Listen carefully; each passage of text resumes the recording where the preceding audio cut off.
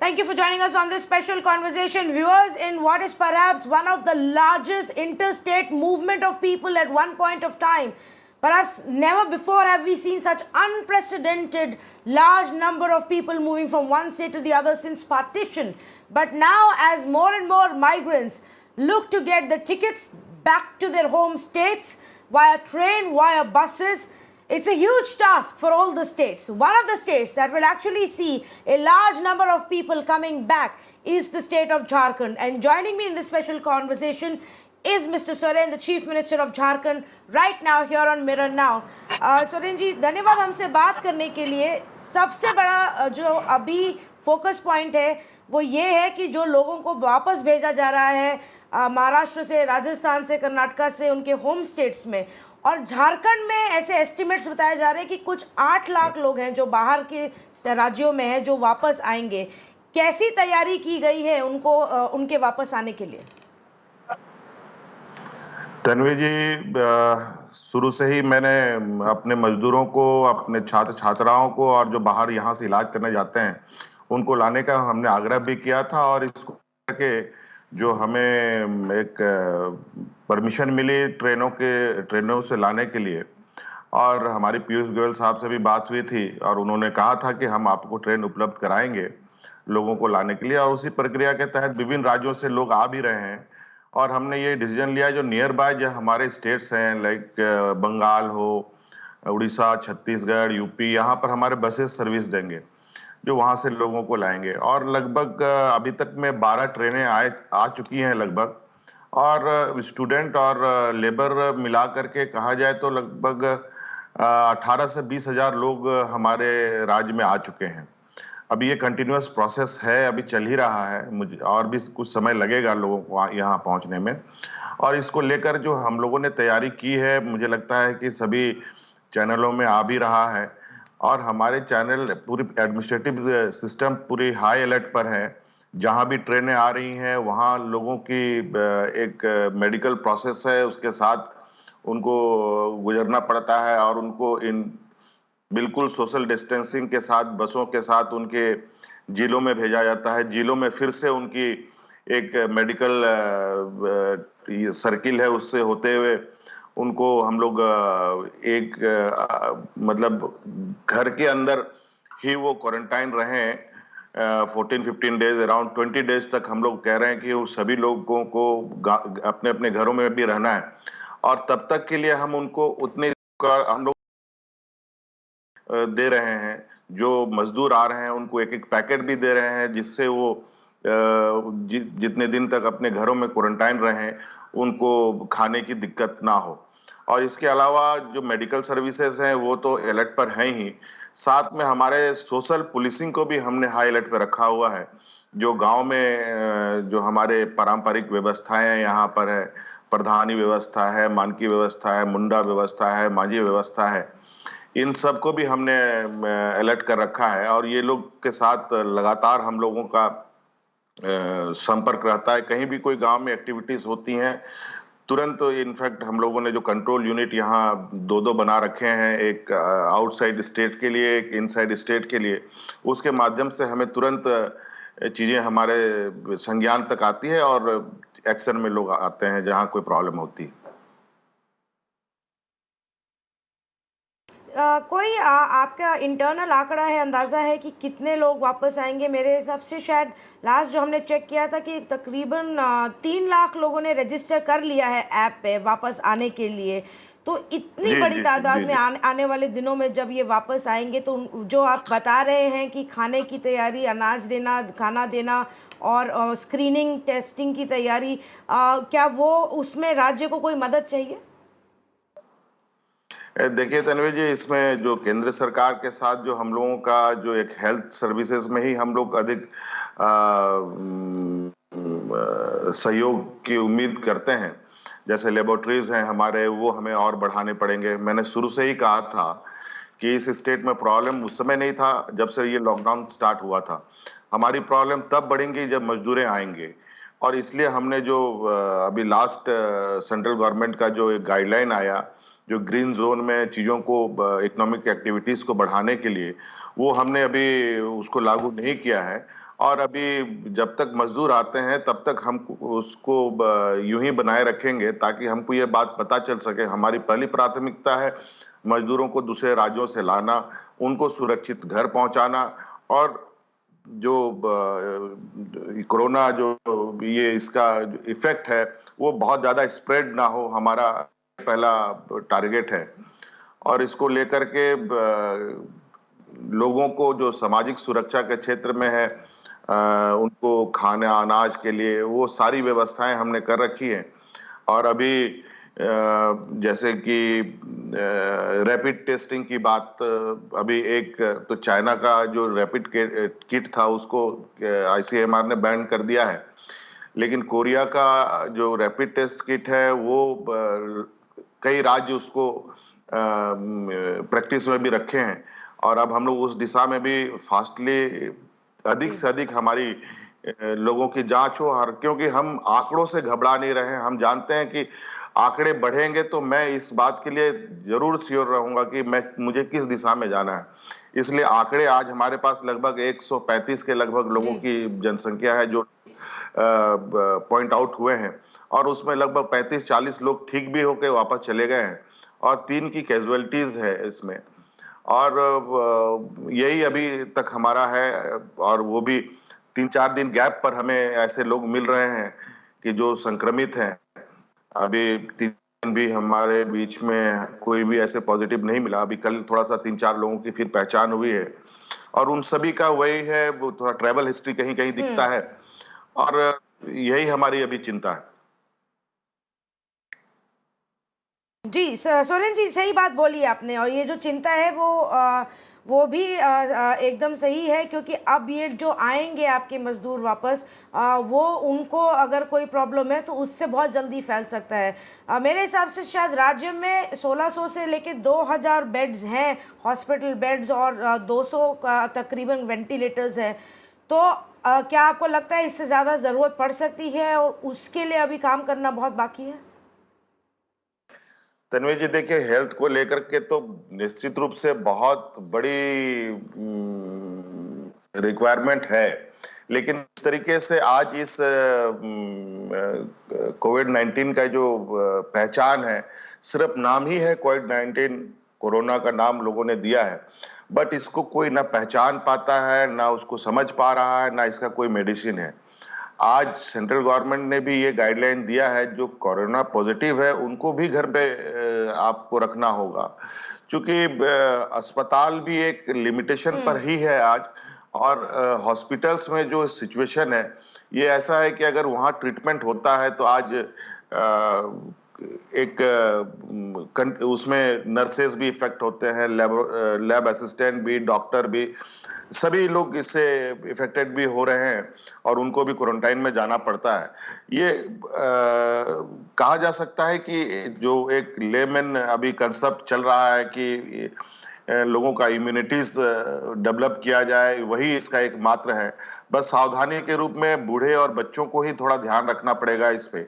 और मुझे लगता है कि जिस तरीके से लोग ठीक भी हो रहे हैं, उसमें कोई मेडिसिन का बहुत ज्यादा इसमें इम्पोर्टेंस है अभी के समय में, मुझे नहीं लगता है। इसमें अधिक से अधिक लोगों की पहचान हो, ये सबसे ज्यादा इम्पोर्टेंट है। और आज इसलिए हमने सेंट्रल गवर्नमेंट से भी अभी परसों ही मैंने एक चिट्ठी लिखी है हेल्थ मिनिस्टर को। सेंट्रल गवर्नमेंट ने एक नई मशीन परचेज की है, कोवास 6800, जिसमें बड़े तादाद में जांच होती है, लेकिन ये राज्यों को नहीं दिया जा रहा है। ये इन्होंने अपने आईसीएमआर के अंतर्गत आने वाले लैब में लगाए हैं। हमने कहा है कि मुझे अब तेजी से और बड़े पैमाने में टेस्ट करने लोगों को, वो हमें मशीन उपलब्ध कराई जाए, वो इक्विपमेंट उपलब्ध कराया जाए, तो फिर हम और तेजी से लोगों को पहचान कर पाएंगे, और जो हमारा डायरेक्शन होगा लोगों को ठीक करने का, वो हम तय कर पाएंगे। जी, दूसरी ये बात है सोरेन जी, अब ये जो मजदूर हैं ये राज्य में वापस तो आ गए, अब ये उतनी जल्दी शहरों में वापस नहीं जा पाएंगे जब तक कि लॉकडाउन का सिचुएशन से नहीं बदलता और ट्रेनें वापस शुरू नहीं होती। तो ये मान के चलना होगा कि एटलीस्ट महीना 2 महीना वो अब वहीं रहेंगे गांव में, तो उस समय के लिए उनका कैसे चलेगा खर्चा, खाना पीना, इसके बारे में क्या आपकी केंद्र से कुछ बातचीत हुई है? सर, मुझे उम्मीद थी कि ये अगला सवाल आपका यही होगा। और हम डे वन से ही अपने सिस्टम के साथ काम कर रहे हैं कि अब किस तरीके से एक तो इनको लाना, इनको सुरक्षित पहुंचाना, फिर इनको आजीविका के लिए रोजगार देना, इन सब चीजों को लेकर के भी हमने होमवर्क किया है। अभी 3 दिन पहले ही हमने रूरल एरियाज के लिए कुछ प्रोग्राम लॉन्च किया है, जो वहां पर जहां अभी कोई ऐसा पॉजिटिव नहीं पाया गया है, वहां पर उन सब चीजों को रूरल एरियाज में एग्रीकल्चर साइड पे हम लोगों ने कुछ प्रोग्राम्स स्टार्ट किए हैं, जिसको लेकर के हम कंटिन्यूअस लोगों को रोजगार दे सकेंगे, ये हमने सुनिश्चित किया है। इसके अलावा अब अर्बन एरिया के लिए एक अलग प्रोग्राम हम 1-2 दिन के अंदर लोगों के सामने और राज्य के सामने उसको लाएंगे, जिससे हम अर्बन साइड में भी जो लोग यहाँ आएंगे, अर्बन एरिया में जो मजदूर आते हैं, उनको क्वारंटाइन के बाद जो उनको रोजगार मिले। तन्वी जी, मेरा इस बार बिल्कुल लक्ष्य क्लियर है। मैं इस बार थोड़ा प्रयास पर हूं। मैं अपने इंटरनल रिसोर्सेज की पूरी तरीके से तैयारी कर रहा हूं कि हम अब अधिक से अधिक अपने जो लेबर हैं जो बाहर जाते हैं इन जनरली, उनको हम अपने ही राज्य के अंदर ऑक्युपाई करें, वो यहीं पर उनको हम रोजगार उपलब्ध कराएं। और अभी जिस तरीके से लोग मेंटली बहुत ज्यादा डिप्रेस हैं, उसको हम अब अपने संसाधन के माध्यम से उस डिप्रेशन से बाहर निकालेंगे। हमने कई चीजों पर अभी कल परसों से मैं लगा हुआ हूं, कैसे हमारे इस राज्य में पोटेंशियल की कमी नहीं है, बस थोड़ी सी विगत वर्षों में बहुत सारा चीज ध्यान नहीं दिया गया। आखिर लोग पलायन क्यों करते हैं, इसके पीछे जो कई कड़ियां हैं। अब आपको सुनकर आश्चर्य होगा कि जो मैं लगातार बार बार कह रहा हूं, ये राज्य सबसे पिछड़ा है, ये हम सभी जानते हैं। बिहार पिछड़ा है, ये हम सभी जानते हैं। छत्तीसगढ़ पिछड़ा है, सभी जानते हैं। उड़ीसा पिछड़ा है, सभी जानते हैं।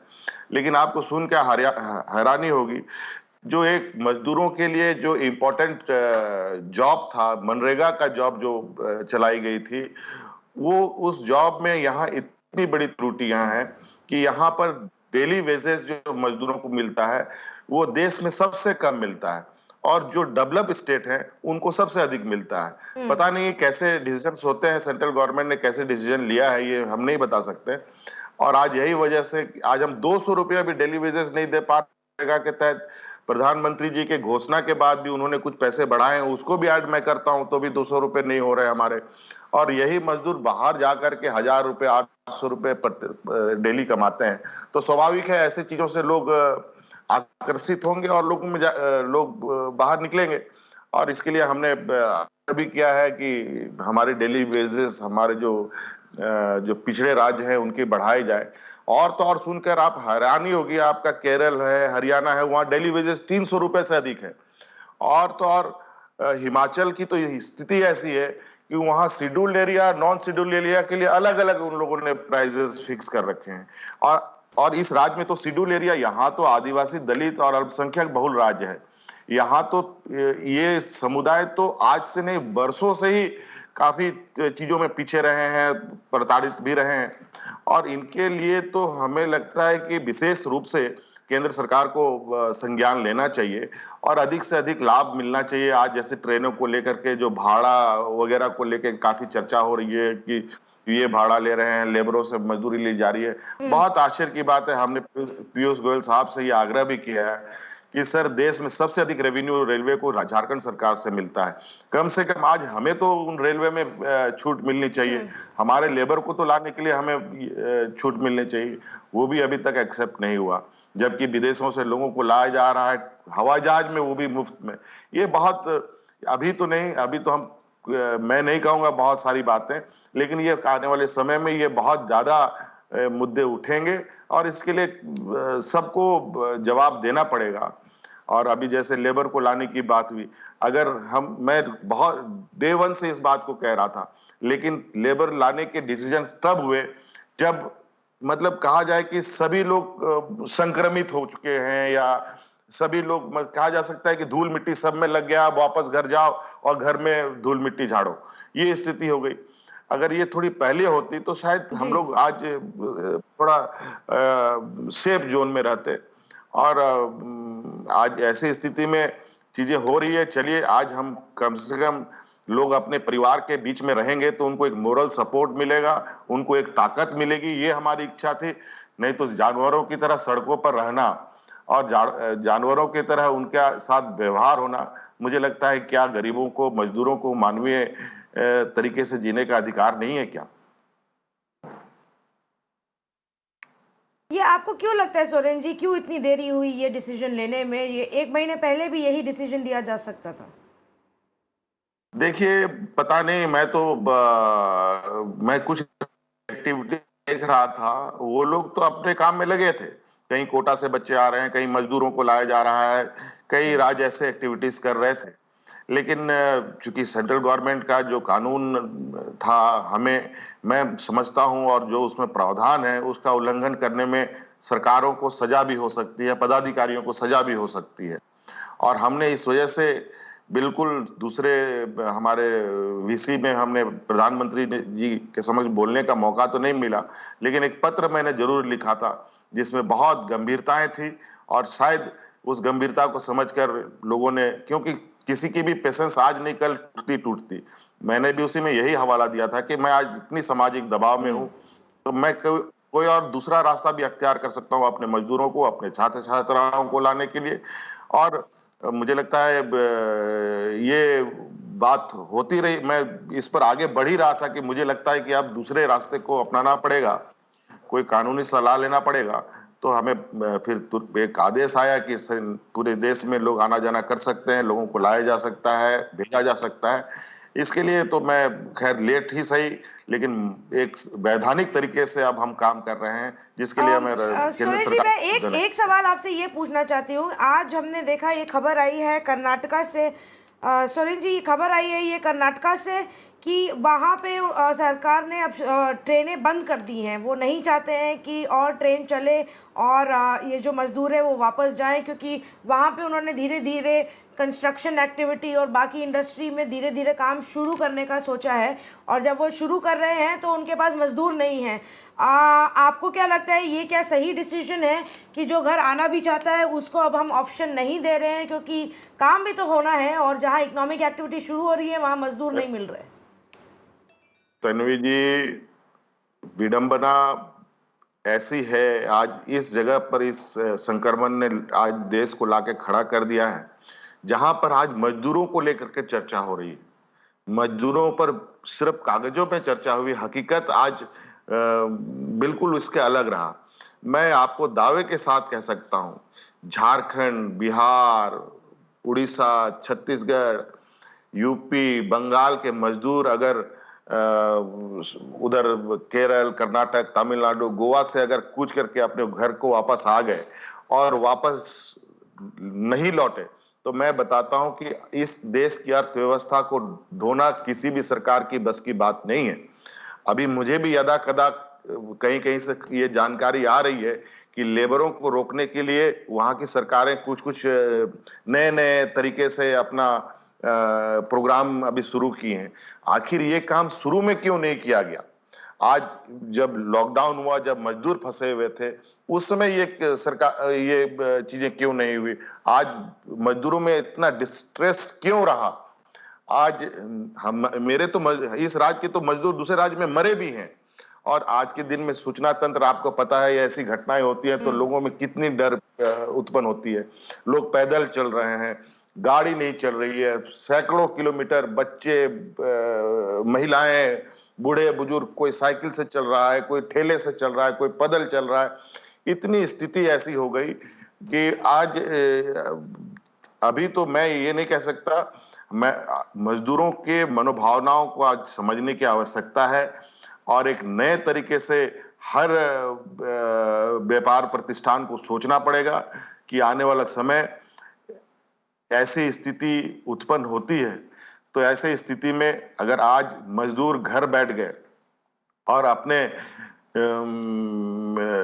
जगहों पर वापस नहीं गए, तो निश्चित रूप से अभी कल ही की बात है, यहाँ से सिर्फ लेबर ही नहीं जाता, यहाँ से लोग बाल बच्चों के साथ लोग काम करने जाते हैं, क्योंकि उनको पता है कि हमको 6 महीना साल भर रहना है, तो बाल बच्चों को भी लेके जाते हैं।